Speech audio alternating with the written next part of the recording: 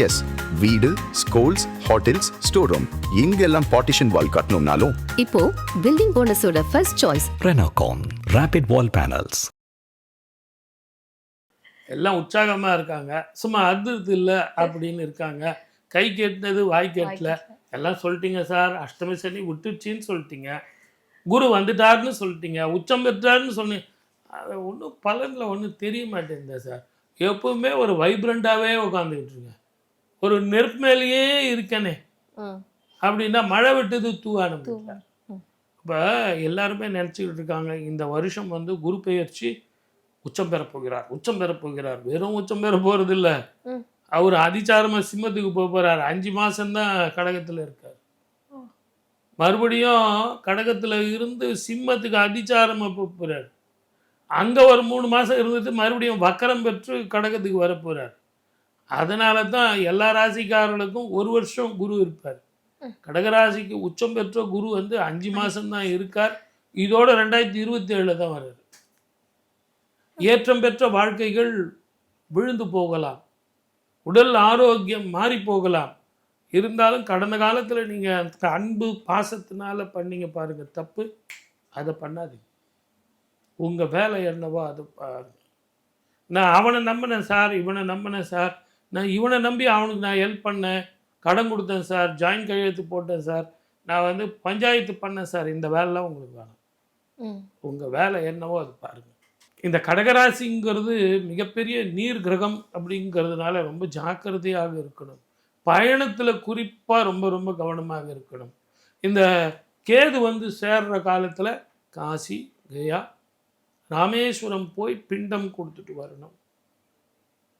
எல்லோருமே சொல்லுவாங்க பணம் வரப்போகுது, பட்டம் வரப்போகுது, பதவி வரப்போகுது. வேற்று மொழி இனத்தவர்களால் பிரச்சனை வரப்போகுது. அது எப்படி அப்படின்னு கேட்டிங்கன்னா, உங்கள் வீட்டுக்கு 7ஆம் வீட்டுக்கு ராகு வரப்போகிறார், ஜென்மத்துக்கு கேது வரப்போகிறார், சமசப்தம பார்வையாக குரு பார்க்க போகிறார். கிரகங்கள்லேயே பலம் பெற்றவர் ராகு தான். நிழல் கிரகமான ராகு தான் மிக பலம் பெற்றவர். ஆகவே உடல் ஆரோக்கியத்தில் கவனமாக இருக்கும், நம்பிக்கை துரோகங்கள் கவனமாக இருக்கணும். நியூ வெஞ்சர்ஸில் நம்ம வேலை என்னவோ அதை வண்டி பார்க்கணும்.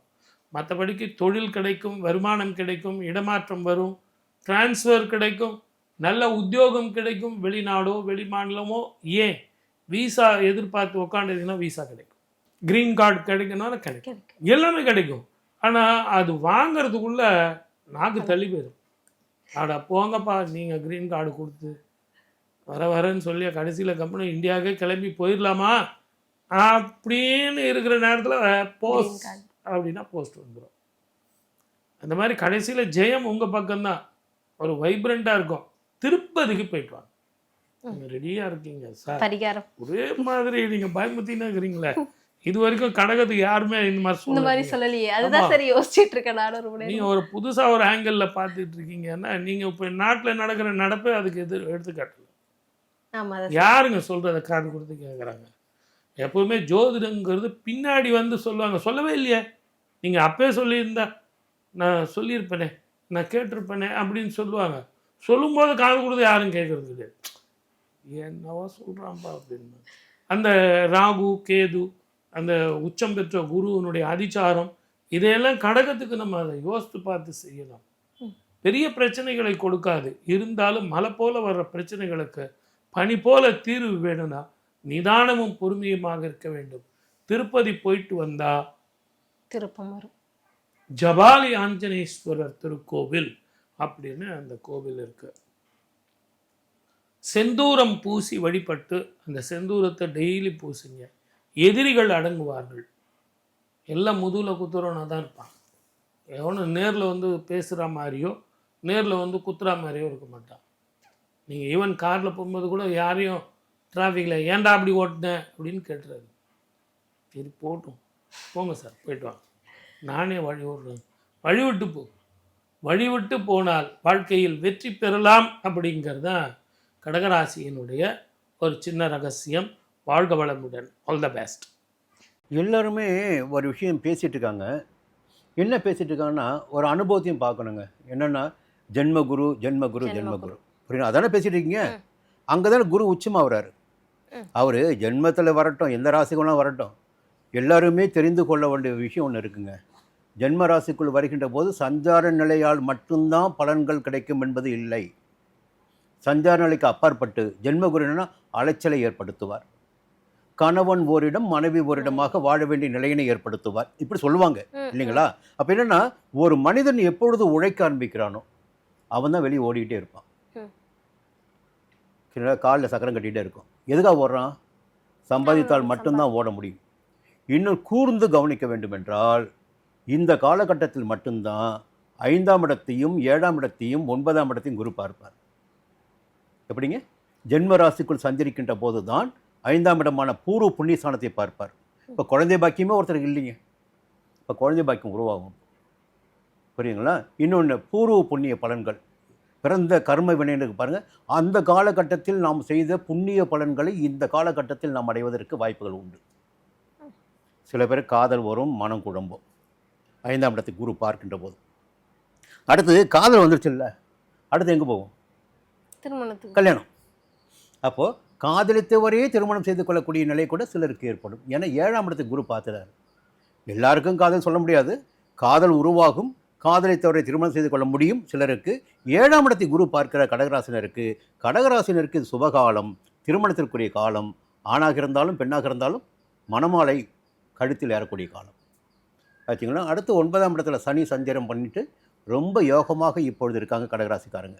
இன்னொரு பக்கம் பார்த்திங்கன்னா திருமண யோகம் வந்துடுச்சு, காதல் வந்துடுச்சு, குழந்தை பாக்கியம் வந்துடுச்சு, திருமண யோகம் வந்துடுச்சு. இன்னொரு பக்கம் மிக முக்கியமானது, வாழ்க்கைக்கு தேவையானது பார்த்திங்கன்னா சொந்த வீடு.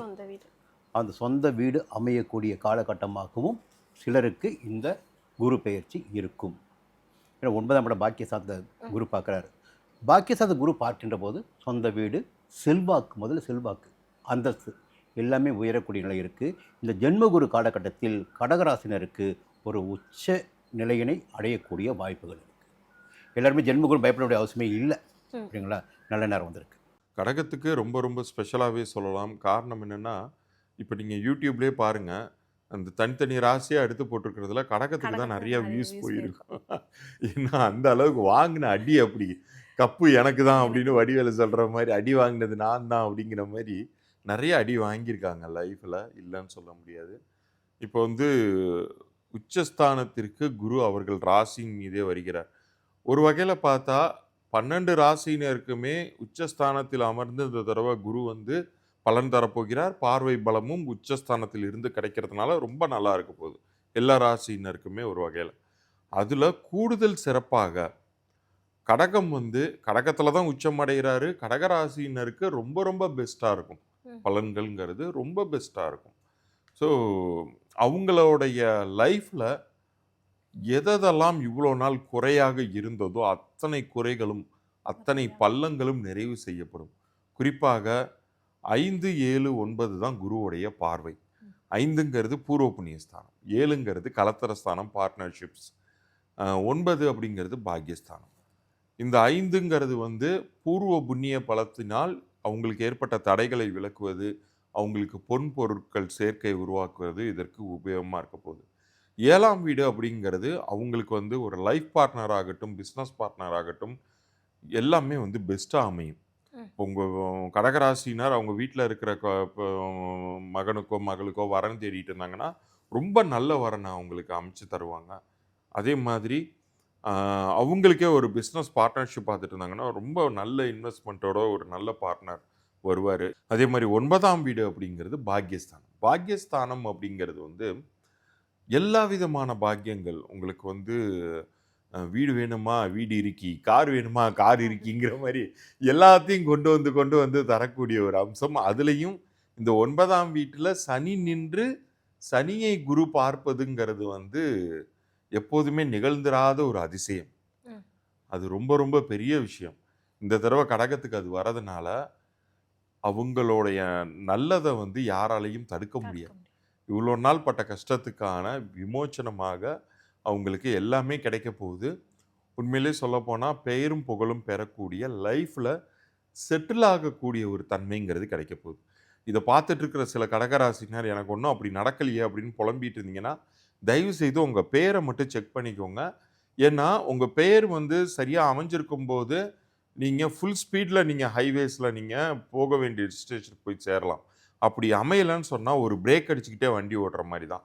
நமக்கு எல்லா நன்மையும் கிடைக்கக்கூடிய அளவுக்கு காலம் வழி கொடுத்தாலும் ஸ்பீட் பிரேக்கில் ஏறி ஏறி போனால் நம்ம மெதுவாக தானே போய் ஆகணும், அந்த மாதிரி இருக்கும்.